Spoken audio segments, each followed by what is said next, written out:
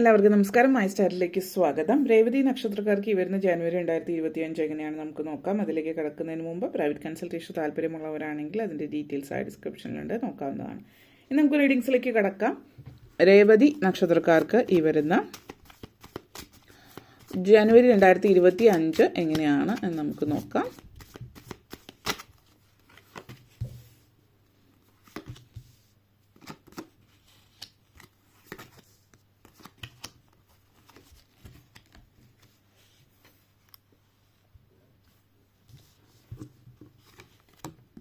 Chariot,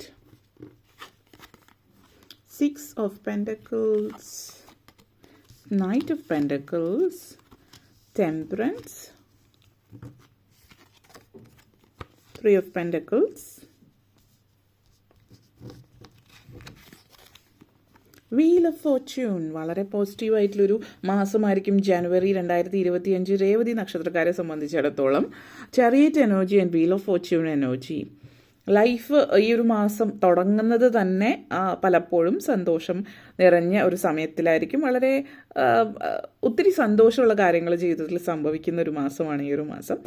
വളരെയധികം പുരോഗതി ജീവിതത്തിൽ ഉണ്ടാകുന്നു എന്നുള്ളത് നിങ്ങൾ മനസ്സിലാക്കുന്നുണ്ട്.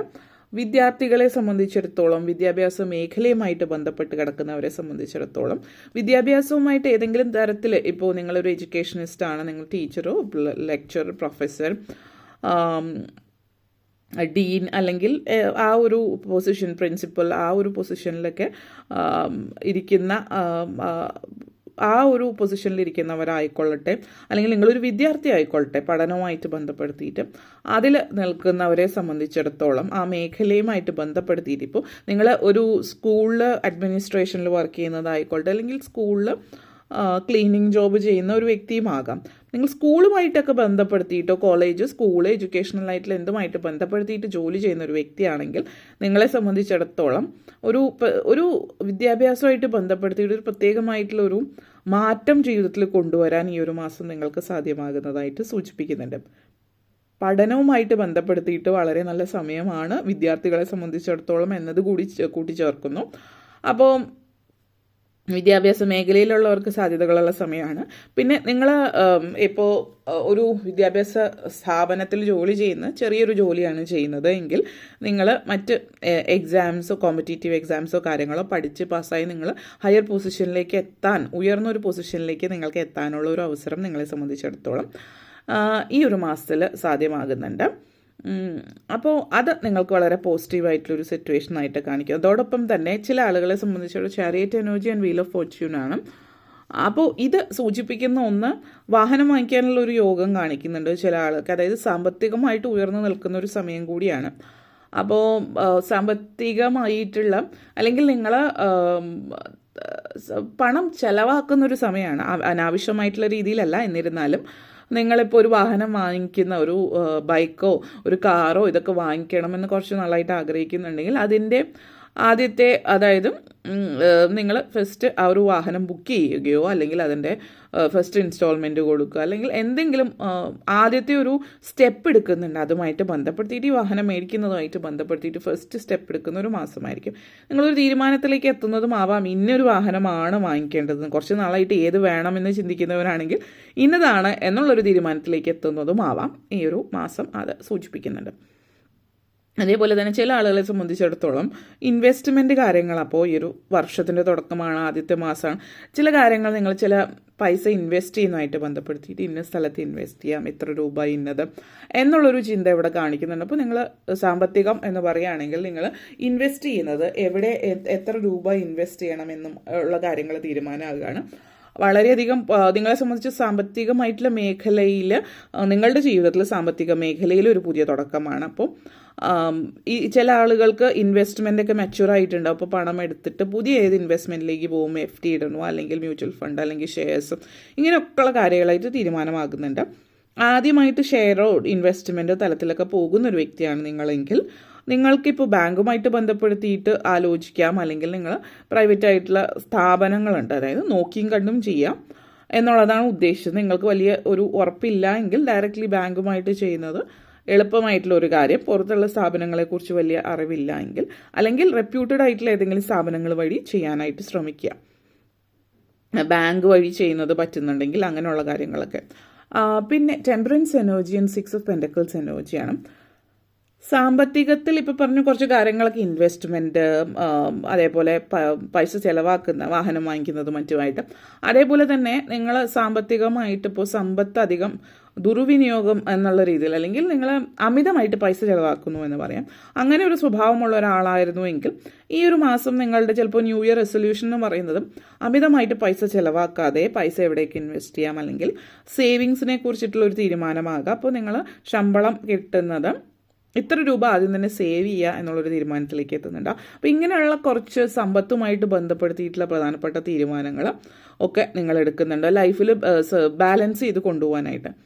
അപ്പോൾ വരവിനേക്കാൾ കൂടുതലാണ് ചിലവെങ്കിൽ എന്നുള്ള രീതിയിലായിരിക്കാം നിങ്ങളുടെ ജീവിതം ഇതുവരെയെങ്കിൽ നിങ്ങൾ ആദ്യം തന്നെ സേവ് ചെയ്യാനുള്ളത് സേവ് ചെയ്തിട്ടാണ് ബാക്കിയുള്ളത് ചിലവാക്കുന്നത്. അപ്പം അതുകൊണ്ട് തന്നെ സേവ് ചെയ്തു എന്ന് പറയുമ്പോൾ ചില ആളുകളുടെ ഒരു രീതിയാണ് സേവ് ചെയ്തു എന്ന് പറഞ്ഞാൽ മാറ്റി വെച്ചാലും മാസം അവസാനം ആകുമ്പോൾ പിന്നെ അതിൽ നിന്ന് തിരിച്ചെടുക്കാനായിട്ട് അല്ലെങ്കിൽ തിരിച്ചെടുക്കേണ്ടി വരും എന്നുള്ളൊരു ചിന്ത നിങ്ങളുടെ മനസ്സിലുണ്ടാവും. അപ്പം അങ്ങനെ ഒരു ചിന്ത ഓൾറെഡി മൈൻഡിലുണ്ടാകുമ്പോൾ എന്തെങ്കിലുമൊക്കെ കാരണം വെച്ചിട്ട് തിരിച്ചെടുക്കേണ്ടി വരും. അതേസമയം നിങ്ങളത് ഉറപ്പിക്കുകയാണ്, അത് ഇതിലേക്ക് ഇട്ടു, ഇനി അത് തിരിച്ചെടുക്കില്ല, അല്ലെങ്കിൽ എന്തായാലും ഇപ്പോൾ അത് എന്തായാലും തിരിച്ചെടുക്കില്ല എന്നുള്ള ചിന്ത വെച്ചിട്ട് മുന്നോട്ടേക്ക് പോവാം. അങ്ങനെ ഒരു നെഗറ്റീവ് എനർജിയിലേക്ക് പോകാതിരിക്കുക, ബാലൻസ് ചെയ്യാനായിട്ട് ശ്രദ്ധിക്കുക. ആ ഒരു ന്യൂ ഇയർ റെസൊല്യൂഷൻ ഉറപ്പിക്കുക, അതിൽ നിൽക്കുക, ഉറച്ച് നിൽക്കുക എന്നുള്ളതാണ്. 3 ഓഫ് പെൻറ്റക്കിൾസ് എനർജിയാണ്. അതേപോലെ തന്നെ നൈറ്റ് ഓഫ് പെൻറ്റക്കിൾസ് എനർജി. ഈ ഒരു മാസം പൊതുവേ സാമ്പത്തികമായിട്ട് ഒത്തിരി ഉയർന്ന സമയമാണ്. സാമ്പത്തികം മാത്രമല്ല, ഒരു കുടുംബ അന്തരീക്ഷത്തിലും പൊതുവേ ഒരു നല്ല സമയമാണ്. വേറെ പ്രത്യേകിച്ച് പ്രശ്നങ്ങളൊന്നും ഇല്ലാത്തൊരു കുടുംബ അന്തരീക്ഷം തന്നെയാണ് ഈ ഒരു മാസത്തിൽ. അപ്പോൾ സാമ്പത്തിക കാര്യങ്ങളാണ് കൂടുതൽ. ഈ ഒരു മാസത്തെ തീം എന്ന് പറയുന്നത് ഫിനാൻസ് എങ്ങനെ ബഡ്ജറ്റ് ചെയ്യാം, എങ്ങനെ ബാലൻസ് ചെയ്യാം, എവിടെ ഇൻവെസ്റ്റ് ചെയ്യാം, എവിടെ ചിലവാക്കാം, ഇതൊക്കെയായിരിക്കും നിങ്ങൾ കൂടുതൽ ചിന്തിക്കുന്ന കാര്യങ്ങളും. അപ്പോൾ അതേപോലെ തന്നെ ഇപ്പോൾ ഫാമിലിക്ക് വേണ്ടിയിട്ടാണ് പൈസ ചിലവാക്കുന്നതെങ്കിലും അത് എങ്ങനെ എന്നുള്ള രീതിയിൽ ചിന്തിക്കുന്നുണ്ടാവും, അത് സൂചിപ്പിക്കുന്നുണ്ട്. അതേപോലെ ഫാമിലി ലൈഫ് സംബന്ധിച്ചെടുത്ത് പറയുകയാണെങ്കിൽ ഫാമിലി, അച്ഛനമ്മ, സഹോദരങ്ങൾ, കുട്ടികൾ, ഇങ്ങനെയുള്ള ബന്ധങ്ങളിൽ നിങ്ങൾക്ക് ഒരു ഉയർച്ച ജീവിതത്തിലേക്ക് കൊണ്ടുവരാൻ എങ്ങനെ പറ്റുമെന്നുള്ളത്. അപ്പോൾ ഏസ് ഓഫ് വൺസ് എനർജിയാണ് നിങ്ങളുടെ ഈ ഒരു അതായത് പുതിയൊരു തുടക്കം, പുതിയൊരു കുടുംബം എന്നുള്ള രീതിയിൽ. കുടുംബം എന്ന് പറയുമ്പോൾ നിങ്ങൾ വിവാഹിതരല്ലാത്തവർക്ക് വിവാഹ സാധ്യതയാവാൻ സൂചിപ്പിക്കുന്നത്. അപ്പോൾ വിവാഹിതരായിട്ടുള്ളവരാണ് എങ്കിൽ പുതിയൊരു കുടുംബം എന്നാൽ നിങ്ങളിപ്പോൾ ഉള്ള രീതിയിലല്ല, കുടുംബം മൊത്തത്തിൽ ഒരു മാറ്റം, ഒരു അഴിച്ചുപണി ജീവിതത്തിൽ, കുടുംബ അന്തരീക്ഷത്തിൽ ഉണ്ടാകുന്നുണ്ട്. അപ്പോൾ നിങ്ങൾ ഇതുവരെ ജീവിച്ചിരുന്ന രീതി, ഇങ്ങനെ പെരുമാറ്റങ്ങൾ, മറ്റു കാര്യങ്ങളിലൊക്കെ പലതിലും മാറ്റങ്ങൾ വരുന്നുണ്ട്.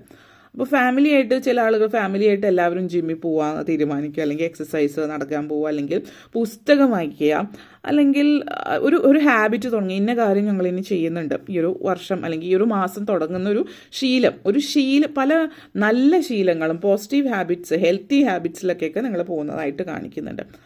അതേപോലെ തന്നെ temperance energy and 3 of pentacles എനർജിയാണ്. പല കാര്യങ്ങളും ഒരുമിച്ച് ചെയ്യുക എന്നുള്ളത്, അതായത് ഫാമിലി ആയിട്ട് ചെയ്യുക. അപ്പോൾ നിങ്ങൾ പുറത്തുനിന്ന് ഭക്ഷണം കഴിക്കുന്ന ശീലമുണ്ട്. ഇപ്പോൾ കുട്ടികളൊക്കെ ഉള്ളവരാണ്, അല്ലെങ്കിൽ നിങ്ങൾ ഇനി ആ ഒരു പ്രായത്തിലുള്ളവരാണ്, 10-21 വയസ്സ് അല്ലെങ്കിൽ 25, ആ ഒരു പ്രായത്തിലുള്ളവരാണെങ്കിൽ ഇപ്പോൾ ജങ്ക് ഫുഡ്, ഫ്രണ്ട്സ്, ആ ഒരു ടൈപ്പ് ഇതിൽ കൂടുതലായിട്ട് ശ്രദ്ധിക്കുന്നവർ, അല്ലെങ്കിൽ ഒരു 10-13 വയസ്സ് ആ ഒരു പ്രായത്തിൽ ടീനേജ് പ്രായം എന്നുള്ള ഇതിലേക്ക് പോകുമ്പോൾ പുതിയ കാര്യങ്ങൾ, ഫ്രണ്ട്സ് ചെയ്യുന്ന കാര്യങ്ങൾ, പിയർ പ്രഷർ ഭയങ്കര കൂടുതലായിരിക്കും. അപ്പോൾ ആ രീതിയിൽ നിന്ന് നിങ്ങൾ തിരിച്ചൊരു ഹെൽത്തി ഭക്ഷണത്തിലേക്ക്, അതായത് ജങ്ക് ഫുഡ് അധികം കഴിക്കാതിരിക്കുക, ആ ഒരു രീതിയിലേക്ക് കൊണ്ടുവരുന്ന ഒരു സാഹചര്യമാണ്. അതിപ്പോൾ നിങ്ങളുടെ പാരൻസ് ആണെങ്കിലും ഇപ്പോൾ നിങ്ങളാണെങ്കിലും പൊതുവിൽ ആ ഒരു ചിന്തയിലേക്ക് വരാണ്. അനാവശ്യമായിട്ടുള്ള പുറത്തു പോയുള്ള ഭക്ഷണം ഇടയ്ക്ക് കഴിക്കുന്നുണ്ടെങ്കിൽ കൂടി അങ്ങനെ അധികം അനാവശ്യമായിട്ടുള്ള കാര്യങ്ങൾ, അൺഹെൽത്തി ആയിട്ടുള്ള ഫുഡ് കഴിക്കുന്നില്ല, എക്സസൈസ് ചെയ്യുന്നു, അങ്ങനെ പല കാര്യങ്ങളും ജീവിതത്തിൽ മാറ്റങ്ങൾ വരുത്തുന്നുണ്ട്. ഒരു ന്യൂ ഇയർ എന്ന് പറയുന്ന ഒരു ന്യൂ ഇയർ റെസൊല്യൂഷൻ നിങ്ങൾക്ക് വളരെയധികം പോസിറ്റീവാണ്. അപ്പോൾ അതൊന്ന്. അതേപോലെ തന്നെ പലരെയും സംബന്ധിച്ചൊരു തിരിച്ചുവരവ് എന്നുള്ള പറയുന്നൊരു സമയമാണ് 2025 ജനുവരി മാസം എന്ന് പറയുന്നത്. അപ്പോൾ നിങ്ങൾ ജീവിതത്തിൽ ഇതുവരെ ഒത്തിരി പ്രാരബ്ധം, ടെൻഷൻ, നിങ്ങൾ ബോറിംഗ് ആണ് എന്ന് ആരെങ്കിലുമൊക്കെ പറഞ്ഞിട്ടുണ്ട്, അടുത്തിടയ്ക്ക് അങ്ങനെ ആയിരുന്നുവെങ്കിൽ നിങ്ങൾ തിരിച്ചു വരികയാണെന്ന് നമുക്ക് പറയാം. അതായത് സ്വന്തമായിട്ട് ചിന്തിച്ച് കുറച്ച് സില്ലി ആയിട്ടുള്ള കാര്യങ്ങൾ ചെയ്യുക, ഫണ്ണി ആയിട്ടുള്ള കാര്യങ്ങൾ, അല്ലെങ്കിൽ ലൈഫ് എൻജോയ് ചെയ്യാനായിട്ട് നിങ്ങൾ തുടങ്ങുകയാണ്. അപ്പോൾ ആ ഒരു സിറ്റുവേഷനാണ് ഈ ഒരു മാസം കാണിക്കുന്നത്. ഓക്കെ, അപ്പോൾ ഇത്തരം കാര്യങ്ങളാണ് പറയാനുണ്ടായിരുന്നത്. നിങ്ങൾക്ക് വീഡിയോ ഇഷ്ടപ്പെട്ടുവെങ്കിൽ ലൈക്ക് ചെയ്യാനും ഷെയർ ചെയ്യാനും കമൻറ്റ് ചെയ്യാനും സബ്സ്ക്രൈബ് ചെയ്യാനും മറക്കരുത്. എല്ലാവർക്കും നന്ദി, നമസ്കാരം.